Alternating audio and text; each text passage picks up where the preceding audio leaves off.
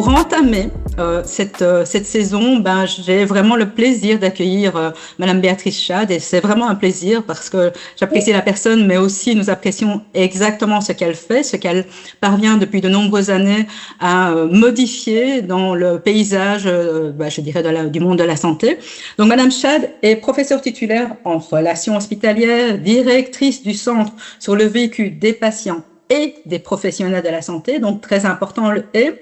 Elle est aussi, entre autres, parmi de nombreuses publications, auteure de ce livre de inhospitalité hospitalière que je vous recommande très chaleureusement. Et on va partager là maintenant une demi-heure avec Madame Schad et avoir cette conversation sur ce qu'elle a initié avec ses équipes au niveau du Centre hospitalier universitaire vaudois. Donc, Béatrice, merci d'être là. Merci de nous accompagner. C'est vraiment un plaisir. Je vais rentrer directement dans le vif du sujet parce qu'on a une petite demi-heure ensemble. Et donc, je dirais que ma première question, c'est vraiment une question globale de contexte, mais se dire, finalement, au CHUV, vous avez transformé un dispositif de médiation en un véritable système de recueil de l'expérience patient. Donc, qu'est-ce qui change radicalement dans ce modèle quand on parle de la médiation plutôt que d'une logique simple de plainte? Alors oui, effectivement, on a un peu détourné la fonction première de la médiation, c'est-à-dire que quand on a ouvert ce lieu qui était initialement dédié à gérer les conflits, à rétablir la confiance entre les patients et les professionnels, très vite, les médiateurs et médiatrices qui y travaillaient m'ont dit « mais tu sais ce qu'on entend là, on ne peut pas le garder pour nous ». Et donc, l'intérêt de la médiation, c'est qu'on y a du temps. C'est-à-dire que, en tout cas, la façon dont c'est organisé chez nous, c'est qu'il y a un entretien préliminaire, c'est-à-dire qu'une personne peut arriver soit via un email, par téléphone ou dans la permanence, sans rendez-vous, et elle aura en tout cas 1 heure pour raconter ce qu'elle a vécu. Et le fait qu'il y ait ce temps qui est une denrée de plus en plus rare, évidemment, dans les hôpitaux, eh bien, ça offre la possibilité d'aller, je dirais, relativement en profondeur dans ce qui s'est passé.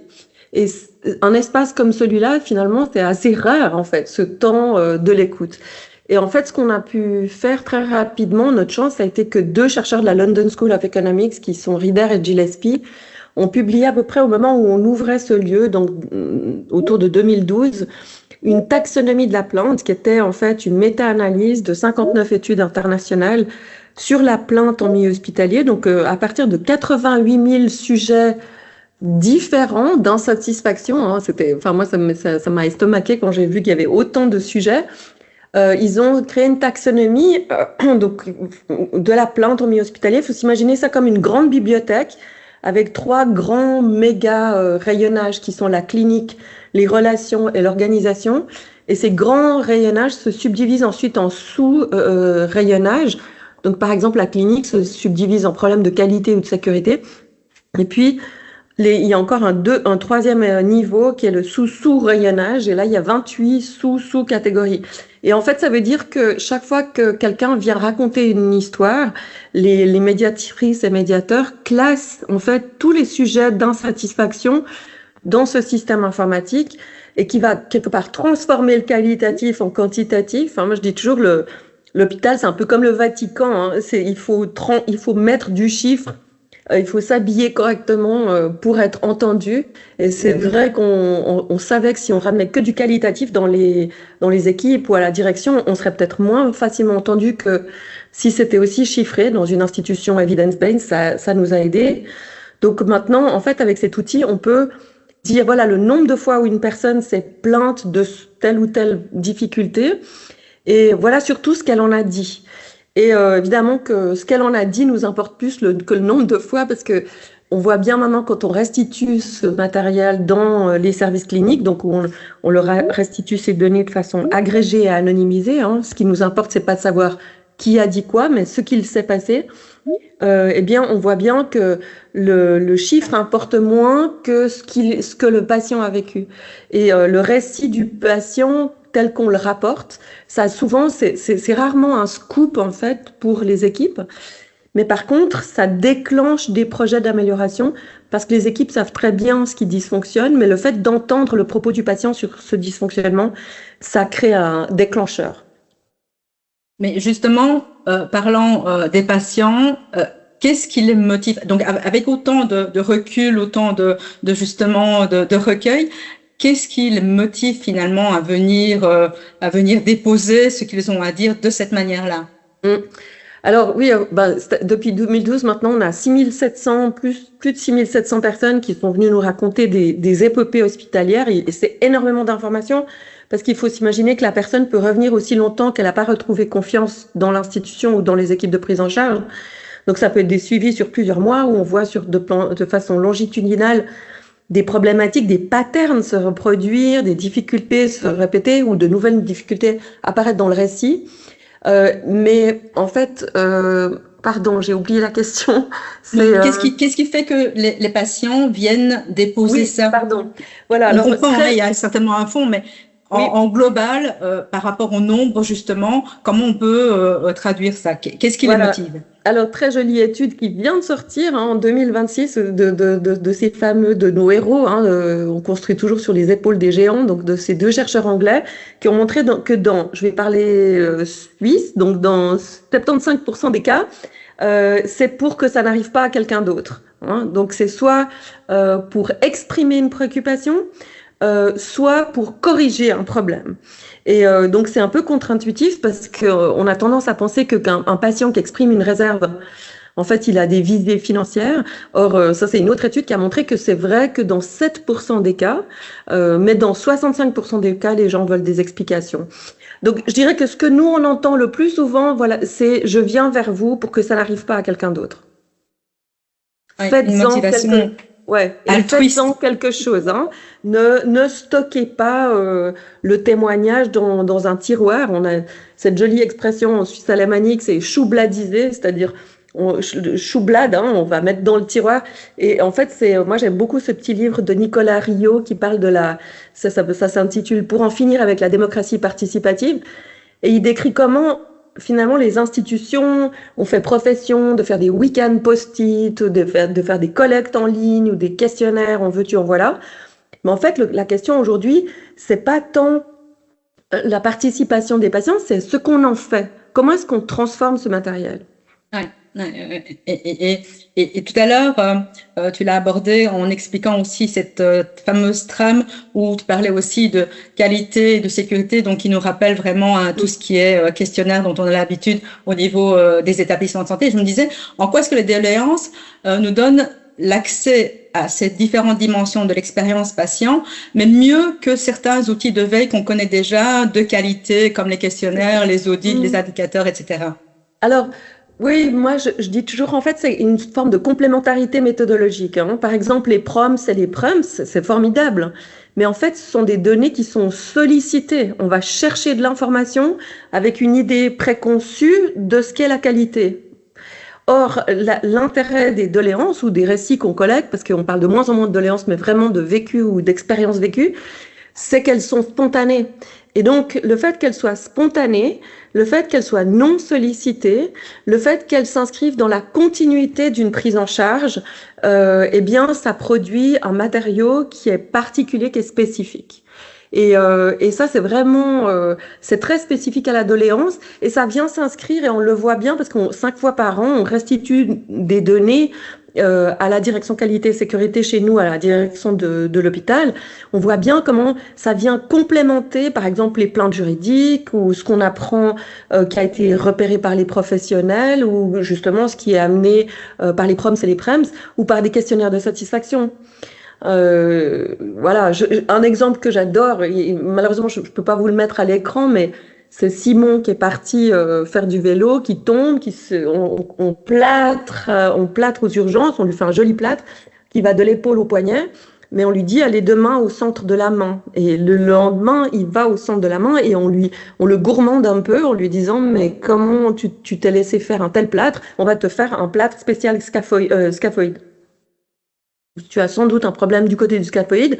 Donc, il lui scie le plâtre et Simon se retrouve avec un plâtre qui est en fait Le droit d'auteur revient au centre de la main et le haut du plâtre revient aux urgences. Et ça, c'est pas quelque chose que vous allez raconter dans un questionnaire de satisfaction. Donc ces récits-là, ils sont extrêmement instructifs. On a eu aussi une personne qui a été hospitalisée chez nous. Elle est restée 4 jours sans voir personne. C'est très instructif pour l'institution.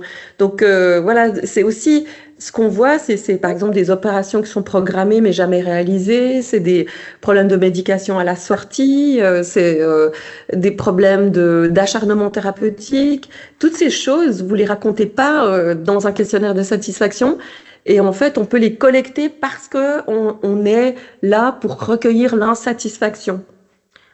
Cela dit, voilà, on vient de finir aussi toute une thèse de doctorat sur la gratitude. On voit aussi qu'on apprend beaucoup avec les remerciements et qu'on peut aussi améliorer le système sur la base de la gratitude. Parce que dire merci, c'est toujours instructif pour les institutions. On dit aussi en disant merci, voilà ce qui a bien marché pour moi. Absolument. Et justement, en abordant ce sujet-là, je me disais, mais finalement, quand on a toute cette matière, comment est-ce qu'on accompagne concrètement les équipes sur le terrain pour qu'elles puissent transformer ces situations en un véritable apprentissage, en une amélioration, évidemment, et que ce ne soit pas quelque chose plutôt où on met en cause la situation, Voilà. mais qu'on dise, voilà, on ait vraiment cette idée d'aller au-delà et de vouloir développer et de faire mieux. Alors ça, je pense, c'est le maître mot, hein. C'est-à-dire c'est l'absence de jugement. Comme je disais tout à l'heure, en fait, on apprend rarement quelque chose de complètement nouveau aux équipes. La fonction, elle est moins de révélation que de confirmation. C'est-à-dire qu'on dit à des équipes qui connaissent très bien leur métier, voilà, pardon, ce que les patients en disent, ou comment ils ont vécu la situation. Et puis, alors, comment est-ce qu'on les accompagne? Je pense que le mieux, c'est que je vous donne un exemple. Les projets qui donnent les meilleurs résultats sont des projets qui bénéficient autant aux équipes qu'aux patients. Et donc, par exemple, il y avait donc une équipe interdisciplinaire qui nous a raconté qui recevait énormément d'appels téléphoniques de patients fâchés parce qu'ils avaient donné leur indisponibilité au médecin en disant, par exemple, le jeudi matin, je garde mes petits-enfants, je ne vais pas pouvoir venir à ma chimio. Et ils rentrent chez eux, et 2 jours plus tard, ils reçoivent un rendez-vous qui tombe le jeudi matin quand ils gardent leurs petits-enfants. Et donc les équipes ont regardé sur une période de 3 semaines. Vous me permettez, je vais juste chercher un peu d'eau. Hein. Si tu permets, juste pour les personnes qui écoutent, j'ai mis les références des articles cités par Béatrice dans le chat. Donc, si vous regardez dans le chat. Voilà, pardonnez-moi, je sors de grippe, donc voilà. Mais donc, ils ont calculé sur 3 semaines le nombre d'appels qu'ils recevaient de gens fâchés, et ils sont arrivés à 252. Donc, ça représentait à peu près 10% des patients qui avaient signalé leur indisponibilité, mais qui n'avaient pas été entendus ou l'information n'avait pas été transmise. Et ce qui est très joli, c'est que ça, c'est donc au service d'oncologie qu'ils ont fait ce travail. Et en fait, fort de cette information, ils ont trouvé moyen d'indiquer les indisponibilités dans le dossier patient informatisé. Et donc, cette information que le patient communiquait en priorité au médecin, eh bien, elle est maintenant accessible à tous dans le service. Et en fait, ce qui est intéressant, c'est que typiquement, nous, on fait pas grand-chose. En fait, moi, je les accompagne. Parfois, je fais des doodles pour que les gens continuent de se réunir. Et surtout, je cadre le projet parce que, voilà, comme dans plein d'institutions, il y a des problématiques budgétaires. Donc, on choisit toujours des projets qui sont plutôt de l'ordre des processus, de l'organisation, que du budget à mettre. Hein. Et donc, moi, je suis là pour les accompagner, mais on voit bien qu'ils savent exactement ce qu'il faut faire, mais il faut juste organiser du temps et de l'espace mental pour pouvoir travailler là-dessus. Et donc maintenant, c'est dans le dossier informatisé du patient. Et ce qui est joli, c'est qu'on en a parlé à la direction qualité au niveau de la direction de l'hôpital. Et maintenant, c'est devenu une procédure institutionnelle. C'est-à-dire que tout l'hôpital peut bénéficier de cette trouvaille qui a émané en fait de quelques patients, peut-être 3 ou 4, qui disaient mais c'est infernal. Je dis que je suis pas disponible le jeudi matin et on me donne quand même un rendez-vous. Un autre projet qui était vraiment aussi très jolie, c'est l'histoire du jeûne par précaution. C'est-à-dire qu'il y avait aussi beaucoup de conflits parce que les patients disaient mais on m'a dit qu'il fallait que je jeûne pour faire mes tests, puis en fait j'arrive à l'hôpital, puis finalement je dois pas jeûner. Et en fait les équipes dans l'hôpital étaient très sensibles à ça. Ils ont revisité cette pratique qui était vraiment plus un réflexe pavlovien, de mettre tout le monde à et puis mais qui en fait qui les mettait très inconfortables. Ce que je veux dire c'est que quand on part de l'inconfort des équipes, on peut, je pense, et puis qu'on se trouve avec un projet, une problématique qui est vraiment à la croisée des intérêts du patient et des équipes, on peut faire de la transformation. Le risque, c'est de prendre des sujets qui ne bénéficieraient que, entre guillemets, aux patients, ou qu'on présenterait comme tels, sans conséquences bénéfiques pour les professionnels, dans un contexte où ils sont déjà surchargés, c'est beaucoup plus difficile de les engager là-dessus. Mais donc c'est vraiment, quand on leur présente les doléances, en général, ça génère des conversations à la fin. Évidemment que les médiateurs sont pas là pour leur donner des consignes, hein. Ils peuvent pas être au four et au moulin, on peut pas travailler à la réconciliation et puis à être dans le non-jugement, puis en même temps dire, voilà, nous, on pense qu'il faut faire ça. Donc c'est vraiment les équipes qui, fortes de ce matériel qu'elles possèdent, ensuite qu'on leur transmet, eh bien, décident de leurs priorités, et puis nous, on les accompagne. Et puis, on fait la même chose avec la direction qualité, où on leur rapporte 5 fois par an les tendances lourdes d'insatisfaction qui se sont manifestées. Et en fait, c'est la direction qualité sécurité qui fixe ses propres priorités. Donc, quelque part, nous, on fait un peu on est les passeurs, en fait, entre l'expérience, le vécu et la transformation. Mais en fait, je vois vraiment une espèce de cercle dans ce que tu racontes là, vertueux, parce que finalement, on n'a pas beaucoup de temps en tant que professionnel, de temps libre en tant que professionnel dans les établissements de santé. En revanche, on est de plus en plus convaincus qu'il faut améliorer l'expérience patient, donc on utilise des outils pour aller chercher de l'information, alors que déjà l'information, elle est déjà existante, exprimée sous forme de doléances ou de plaintes, mais peut-être pas nécessairement gérée parce que personne n'a envie de traiter les plaintes. C'est ce qui est le plus désagréable, entre guillemets, à organiser, alors que si on construit quelque chose autour de ça, on a déjà tellement de matières sur lesquelles on puisse vraiment améliorer les systèmes. C'est un peu ça que j'entends dans le schéma que je viens de voir là, se dresser sous mes yeux. Tu l'as super bien résumé. Et puis, je pense que ce qui est important, vraiment, c'est quand on voit dans la littérature, il y a une culture de culpabilisation. C'est-à-dire que on a tendance à penser qu'un professionnel qui est le sujet d'une plainte a d'abord un problème de caractère, il a un problème de professionnalisme, il n'est pas capable d'interagir avec le patient. La question, c'est pas ça. La question, c'est qu'est-ce qui s'est passé quand on sait qu'il y a entre 44 et 75 personnes qui s'occupent du même patient pendant une prise en charge. Ce serait absurde de penser qu'une seule personne est responsable et qu'il faut incriminer son caractère. Non, ce qu'il faut incriminer, c'est l'organisation. Et puis, donc nous, depuis 2012, on est resté très, très ferme, très, très droit dans nos bottes. C'est-à-dire qu'on a toujours dit, on ne donnera pas de nom. Donc, quand on restitue les informations, on ne peut pas reconnaître qui a dit quoi ou ce qui s'est passé. Mais on n'a jamais fait une entorse à ça. Béatrice, je me permets de t'interrompre à ce niveau-là parce que ça, pour nous, dans les établissements de santé, c'est quelque chose qui est assez difficile à imaginer. Pourquoi? Parce que forcément, quand on est spécialiste dans un domaine, on sait que tel type de problématique peut émaner de telle discipline ou tel service. Oui. Et donc, on dit, oui, effectivement, c'est anonyme, mais quand même, on sait quand même dire que c'est de la... Oui. Et donc, comment est-ce que vous faites justement pour garder cet anonymat? Alors, il y a tout un travail de compilation de l'information qui est faite par les médiateurs quand ils écoutent les gens. Et quand on restitue, on a un code de déontologie où on fait en sorte qu'on comprenne ce qui s'est passé, mais pas qui a dit quoi. Et en fait, c'est très solide comme procédure, parce qu'en fait, c'est pour ça qu'on existe toujours. Si on s'était mis à à lâcher du lest là-dessus, on serait devenu un centre de délation. Donc, mais on a eu un épisode assez amusant, c'est que un jour on restituait donc à un service et le chef de service m'a dit, écoute là, ce que ce professionnel a dit à ce patient, est-ce qu'il nous rapporte là, toi tu dois me dire qui a dit ça. Tu dois me dire parce que c'est pas possible que moi je ne sache pas quelque chose en termes de management sur un collaborateur ou une collaboratrice qui s'est comporté de cette manière et que toi tu le saches. Et j'ai tenu bon et ça m'a beaucoup amusé intérieurement parce que c'était lui, c'était le chef de service.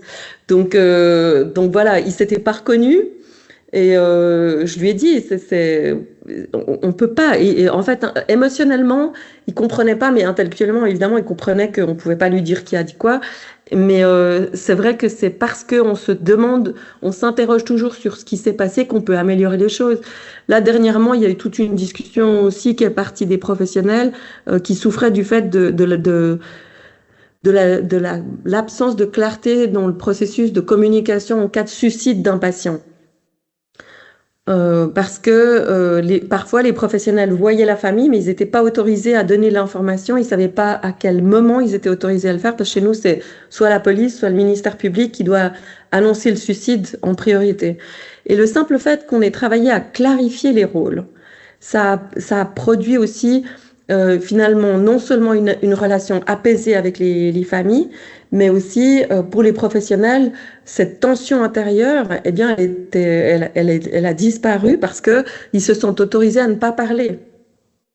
Donc parfois ça tient pas à grand chose, hein. C'est vraiment mettre de la clarté là où il en manque, clarifier les rôles, clarifier les processus. On a eu aussi tout un travail avec une équipe sur les gestes cliniques qui font mal. Et on avait énormément de conflits dans un service avec un geste qui était très douloureux à pratiquer. Puis on a tous ses bons et ses mauvais jours, hein. Et en fait, il y avait une confusion sur la notion de professionnalisme. Donc en fait, les professionnels pensaient que si s'acharnaient, ils étaient professionnels. Et pour le patient, c'était le mouvement inverse, c'est-à-dire que je te pique une fois, je m'y prends mal, ok, bon, toi tu t'es d'accord que je pique une deuxième fois, mais si je te pique 3 fois, puis que les 3 fois je me rate, tu vas perdre confiance non seulement dans le geste, mais dans la prise en charge globale. Donc en fait, ils ont fait toute une réflexion interne pour s'autoriser à passer le relais à un autre professionnel sans qu'il y ait de jugement. Oui. Absolument. Et ça, c'est venu des patients qui disaient, mais nous, on souffre de l'idée que les professionnels se font de leur professionnalisme, qui en fait, par effet de chaîne, nous retombe dessus parce qu'on devient des victimes. Et on devient des victimes de gens qui sont déstabilisés parce qu'ils ont échoué à faire ce geste. Et en fait, le niveau de conflit a complètement diminué et la confiance a regrimpé. Et parce que le temps passe, mais je me disais, tiens, fort de tout ce que vous avez fait au CHUV, aujourd'hui, ces espaces finalement de dépôt de doléances sont aussi consacrés aux professionnels. Est-ce que tu peux nous en dire 2 mots? Parce que je pense que c'est très intéressant d'avoir vraiment cette symétrie entre les patients proches et les professionnels.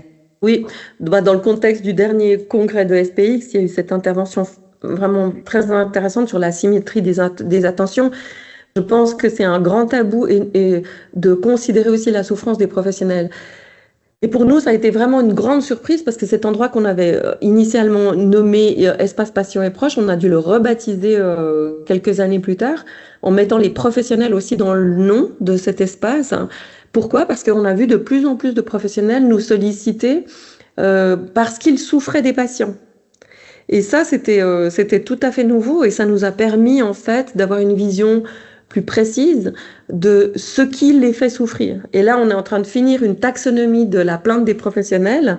Parce qu'on a analysé leurs doléances et franchement, c'est édifiant parce qu'on voit qu'il y a des souffrances très contemporaines.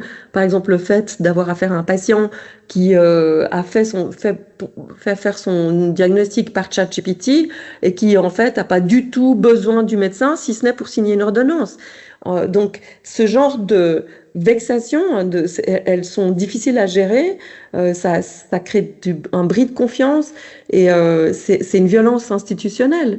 Donc, les institutions, elles sont là elles savent protéger les professionnels en cas de coups et blessures physiques, par exemple, mais ce type de dénigrement qui est vraiment le fruit de la progression technologique, eh bien, ça, il faut qu'on l'empoigne aussi dans les institutions si on veut garder nos professionnels. Donc ouais, on est allé en 2022, on avait presque 20% des gens qui venaient dans cet endroit qui étaient des pros et qui, parce que c'est anonyme, parce que c'est complètement protégé, nous racontaient leur expérience avec des patients qui les poursuivent, qui les maltraitent, qui les harcèlent, mais dans des niveaux de violence qui étaient tout à fait inédits. Et ça, on s'est mis aussi à le restituer dans les services, on s'est mis aussi à le restituer à la direction médicale et soignante. Et ça a aussi déclenché des projets d'amélioration. Donc on a publié dans le New England cette boucle maintenant. Et puis la semaine dernière, je te disais tout à l'heure, notre grand bonheur, c'est que c'est une boucle, une utilisation de la médiation qui a été validée au niveau national comme une mesure d'amélioration de la qualité pour l'ensemble des hôpitaux et cliniques. Donc c'est vraiment, voilà, c'est venu parachever, je dirais, ce travail qu'on a construit, mais vraiment step by step, avec les patients, avec les professionnels qui nous ont fait confiance et qui nous ont raconté des choses grâce auxquelles maintenant on peut travailler à l'amélioration du système.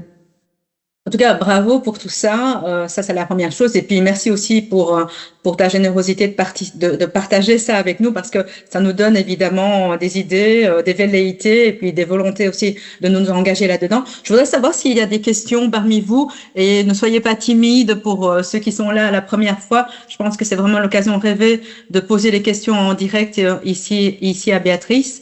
Je ne sais pas s'il y a des questions écrites. Lucie, si tu sais m'aider. Il y en a pas encore, mais vous pouvez soit les écrire dans le chat ou simplement cliquer sur la main pour parler de vive voix. Écoutez, alors moi je profite encore d'une question, alors parce que j'ai encore un peu de temps à Béatrice, et si vous en avez, n'hésitez pas, je vous donnerai la parole. Moi, ce que je voudrais savoir aujourd'hui en 2026, début d'année 2026, finalement avec ton regard de chercheuse, mais aussi de praticienne de terrain qui est très très très très fort et très très puissant, si tu dois vraiment t'adresser personnellement à des responsables, je dirais, d'une institution hospitalière, qu'est-ce qu'ils devraient en priorité changer dans leur manière d'écouter, de traiter et d'utiliser les doléances ou les plaintes? C'est quoi le first step, la première chose qu'ils devraient vraiment faire là aujourd'hui en 2026 d'après toi? Pour moi, c'est de changer de paradigme sur le patient difficile, c'est-à-dire aujourd'hui, quand un patient émet une réserve, émet une critique, on a tout un vocabulaire qui est assez stigmatisant. On parle de plainte, c'est très négatif en fait. On a de la peine à voir ce que le patient va critiquer comme une source d'inspiration. Donc je pense que on est très vite chez nous, un patient qui critique, c'est un patient psy, c'est un patient qui a un problème probablement un peu plus profond relationnel ou avec le monde, alors que chez nous, on voit bien qu'on a à peu près 13% de gens qu'on appelle les récurrents, c'est-à-dire vraiment les gens qui viennent fréquemment nous voir, mais tout le reste sont des gens qui ont juste envie que le système change, et puis quelque part, ils pratiquent une forme de démocratie sanitaire. Et l'autre chose, je pense qu'il faut changer de paradigme sur les professionnels. Il faut arrêter de voir les professionnels qui sont le sujet d'une critique comme des professionnels caractériels. Donc, je pense que ça, c'est la première chose. Et puis, ça veut dire que globalement, le chapeau de tout ça, c'est qu'il faut changer d'idée de ce qu'est une plainte. Une plainte, c'est une source d'information. De la même manière qu'un remerciement, c'est pas l'inverse de la plainte, c'est aussi une source d'information. Et on est frappé de voir aussi comment, sous couvert de remerciement, il y a des critiques aussi. Donc en fait, c'est pas blanc et noir, c'est pas donc ça vaut la peine simplement d'écouter. Et puis ça c'est la première chose, c'est changer ce paradigme sur le patient difficile et le professionnel qui est le sujet d'une critique. Et puis la deuxième chose, c'est je pense qu'il faut se dire que la médiation, certes, elle travaille à la réconciliation, mais c'est d'abord un lieu qui permet une écoute et une temporalité qui est exceptionnel. Mais il faut, du coup, pour que ça fonctionne bien, il faut adosser la médiation à un stockage de l'information qui est basé sur un système qui est reconnu sur le plan de la littérature internationale et puis qui permet en retour d'extraire ces données de façon scientifique. Je pense qu'on est obligé de faire ça parce que finalement dire voilà ce que le patient a dit, ça amène pour les équipes qui sont formées à l'evidence-based sur le plan culturel, ça passe pas. Il faut vraiment transformer le qualitatif en quantitatif. Oui. Merci pour ça. pour cette dernière explication. Est-ce qu'il y a une question peut-être, Lucie, ou pas? Alors, on a un commentaire, oui, de Lucie Eches qui nous dit, voilà, bonjour, merci pour la présentation. Comment arrivez-vous à mesurer, tracer les changements, transformations qui émanent de ces retours d'expérience? Autrement dit, quels indicateurs de suivi de votre système de médiation?